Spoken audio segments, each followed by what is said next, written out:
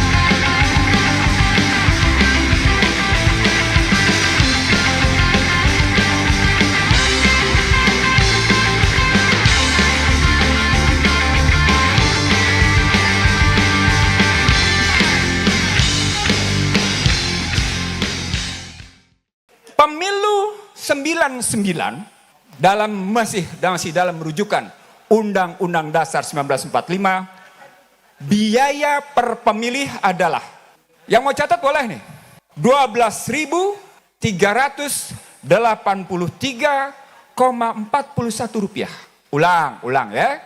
Pada pemilu 1999, biaya per pemilih adalah 12.383,41 rupiah. Ya itu kan masih Undang-Undang Dasar 45. Oke, kita pindah sekarang. Undang-Undang Dasar 2002. Berapa biaya per pemilih pada Undang-Undang Dasar 2002?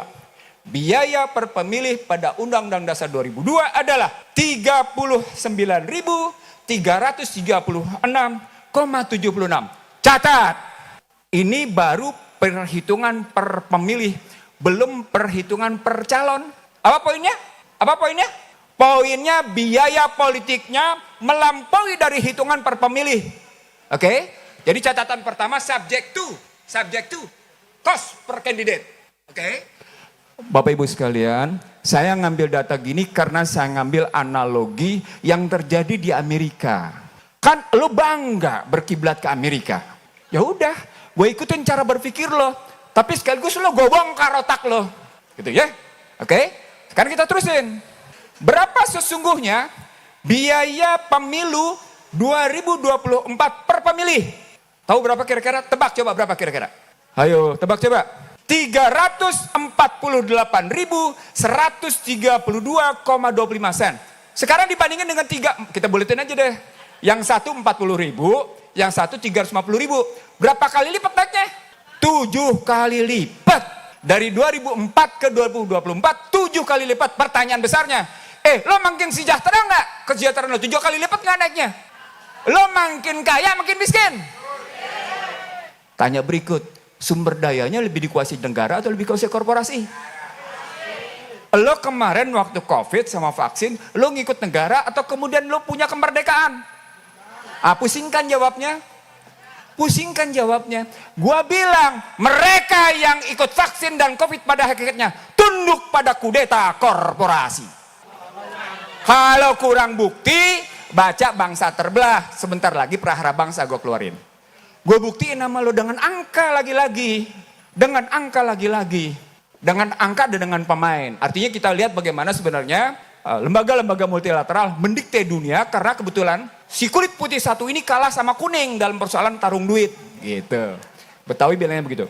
Nah yang keempat, dari situasi Vox Populi Vox Dei dengan biaya kayak gitu, pertanyaan berikutnya yang keempat. Partai politiknya punya duit nggak? Halo, partai politiknya punya duit nggak? Larinya kemana? Larinya kemana? Larinya ke korporasi karena sistemnya memperkenankan sumber daya, APBN, konsesi, pasar diserahkan ke korporasi. Maka partai politik lari terburu-buru ke korporasi.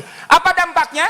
Dampaknya gue bilang Indonesia hanya dikuasai 29 manusia. Ini ceramah gue di berbagai perguruan tinggi ya, bukan di hadapan lo nih. Gue ulang ya, ini ceramah gue bukan di hadapan lo, di hadapan berbagai perguruan tinggi. Siapa 29 itu? Kan gitu pertanyaannya. 10 ketua umum partai politik. Oke? 10 ketua umum partai politik. 10 orang terkaya. Oke? 10 orang terkaya. Mau dibilang 10 boleh. Partai politik kan bukan 10 partai politik, 9. Iya 9 aja deh. Karena yang ada di DPR cuma 9. Yang main habis-habisan 9. Oke. 9 tambah 10. 19. Berapa hakim Mahkamah Konstitusi? 9. Berarti 28 ya? Satu lagi siapa? Presiden. Ketemu dia 29. Lo gak bisa bikin apa-apa, cuma mereka yang main nentuin negeri ini. Jadilah selama 9 tahun, 10 tahun ini, semua situasi di bawah ketiak presiden. Iya, di bawah ketiak presiden. Ya, terakhir. Bapak Ibu sekalian, gerakan coblos semua pada hakikatnya membuktikan sedikit demi sedikit demokrasi digital mulai berpengaruh. Nih anda nih yang di depan nih, yang pada pakai kamera nih, mempengaruhi kesadaran publik tentang bagaimana sesungguhnya demokrasi yang dibawa dari barat itu sebenarnya palsu. Gue teringat bagaimana cara Obama kampanye dengan change gitu. Terus ada juga yang ikut-ikutan di Jakarta sebelumnya. 2009 ikut-ikutan, 2004, 2009 ikut-ikutan. Kita bisa apa tuh? Bisa berubah. Pertanyaan berikutnya, kalau kita lihat tokoh, ini kan kelima bahasanya tokoh nih. Kalau kita bicara tokoh, maka pertanyaannya, bagaimana kita menelusuri tokoh? Bahasa akademik bilang, perhatikan background assumption-nya sama domain assumption-nya. Bahasa akademiknya bilang. Betawi bilang, lihat bibitnya dong. Jawa bilang tambahin, lihat babatnya. Lihat bobotnya, lihat bebetnya. Nah, ada orang yang di Jawa Barat sampai gue diadilin sama tokoh Pasundan Parahyangan karena gue bilang gue nolak dia dari zaman wali kota sampai dengan gubernur datang ke Jakarta. Gue nggak bilang siapa lo lagi.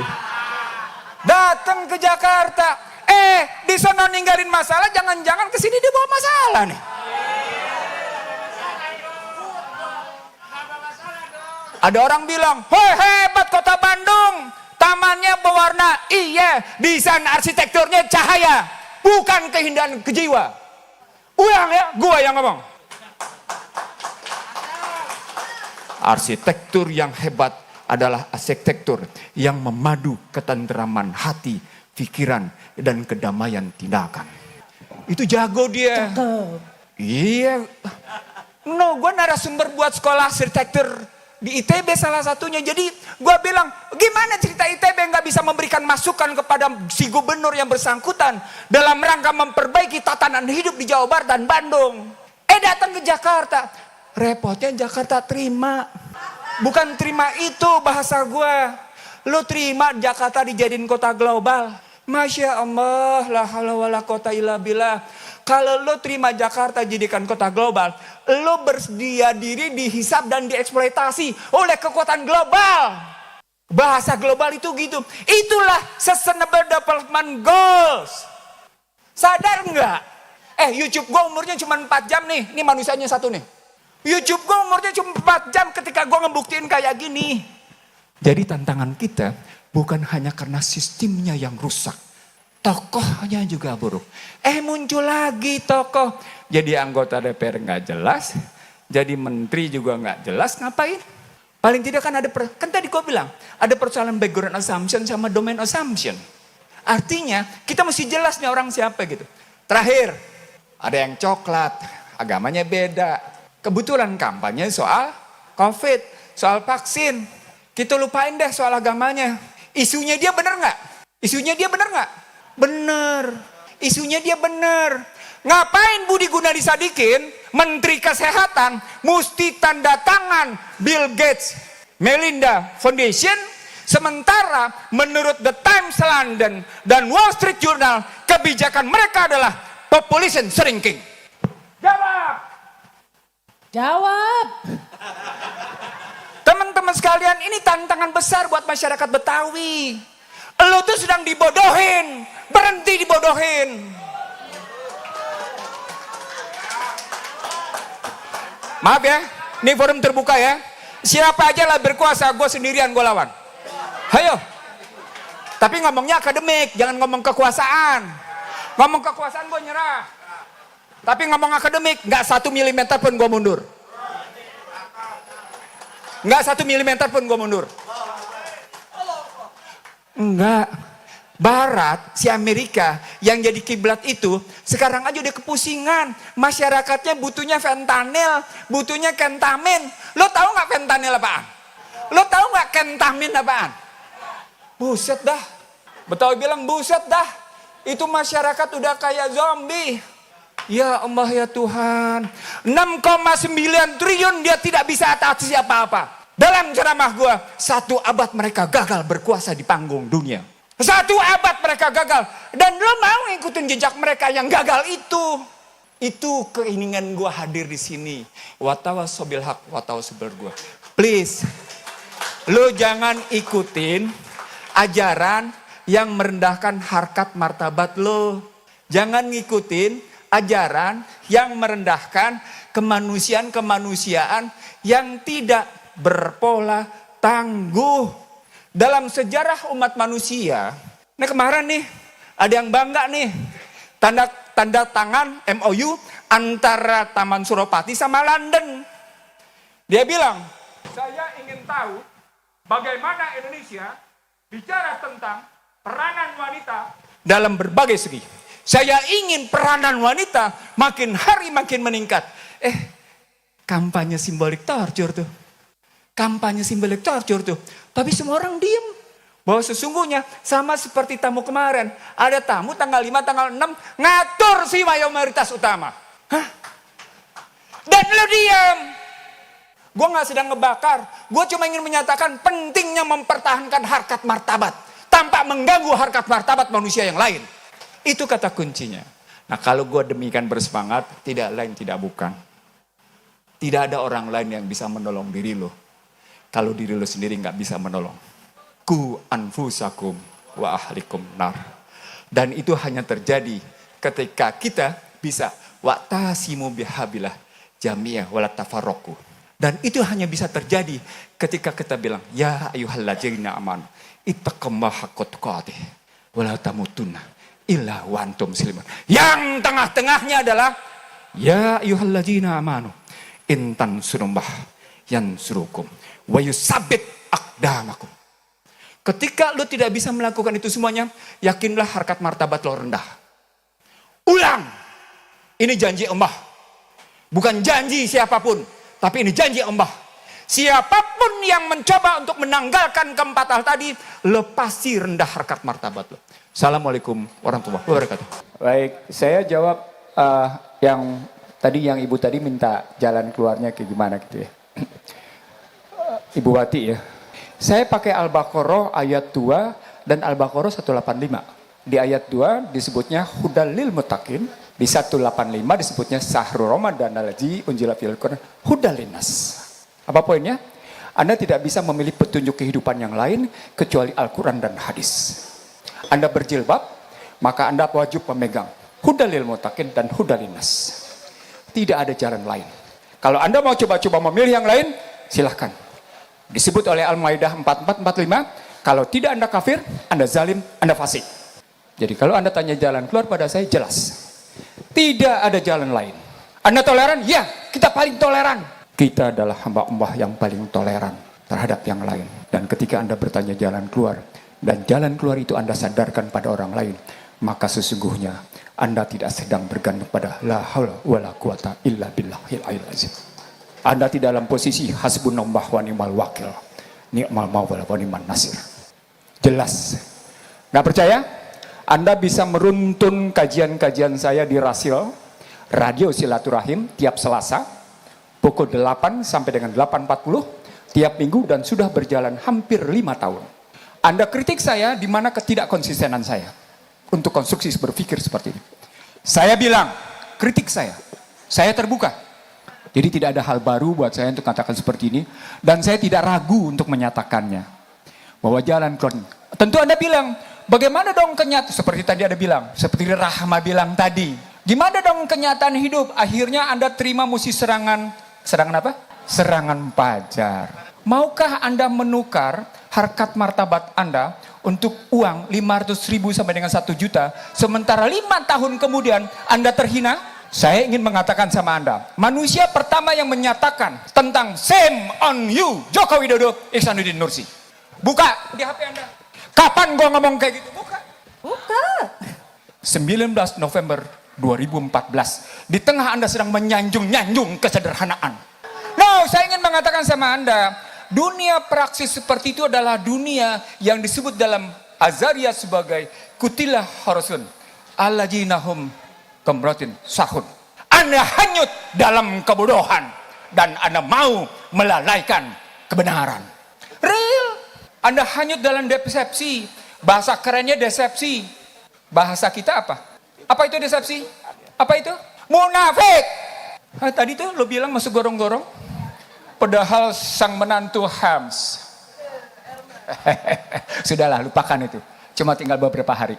Tapi kita belajar dari kenyataan. Bahwa ternyata kenyataan itu menyesatkan. Dan kita mesti balik kepada hudalinas atau hudal lil mutaqin. Untuk hidup, ya ayuhan nafsul mutmainah. Kalau Anda mau menjawab seperti itu. Yang kedua sekarang. Kalau Anda bicara tentang keserakahan pada sumber daya, terutama yang aglomerasi. Saya ingin mengatakan, apakah pasal 33 Undang-Undang Dasar 45 diterapkan? Jawabannya tidak. Saya orang yang hadir berkali-kali di Mahkamah Konstitusi untuk menentang semua kebijakan di mana semua sumber daya alam digeser pada kekuatan korporasi. Sayang, mereka yang bergelar muslim itu justru menyerahkannya kepada korporasi. Saya tidak sekali dua kali hadir sebagai saksi. Untuk politik saya tidak tampil. Tapi untuk ekonomi politik saya mau di depan. Karena saya ingin mengatakan bahwa ketika Rasul bicara hijrah, maka setelah mendirikan masjid, didirikanlah pasar. Maka pasar berikutnya adalah soal air. Apa poinnya? Setelah politik, berikutnya adalah soal ekonomi. Jadi ketika Anda hanya bicara politik tanpa ekonomi, Bung Hatta menyatakan, kalau Anda hanya bicara politik tanpa ekonomi di sebelahnya, maka sesungguhnya kita belum merdeka. Saya menyatakan, sejak yang namanya KMB hingga hari ini, sesungguhnya terbukti Indonesia belum merdeka. Tadi Rahma cerita soal kelas menengah turun. Berapa juta Rahma? Datanya macam-macam. BPS bilang 7,9 juta. Teman lain bilang 10 juta. Ada yang lain bilang sekian juta. Kita tidak tahu. Itu bukti bahwa sesungguhnya Indonesia tidak mampu menunjukkan data-data yang aktual dan akurat. Ulang ya, ulang. Ini gue konsisten dengan kajian gue tadi.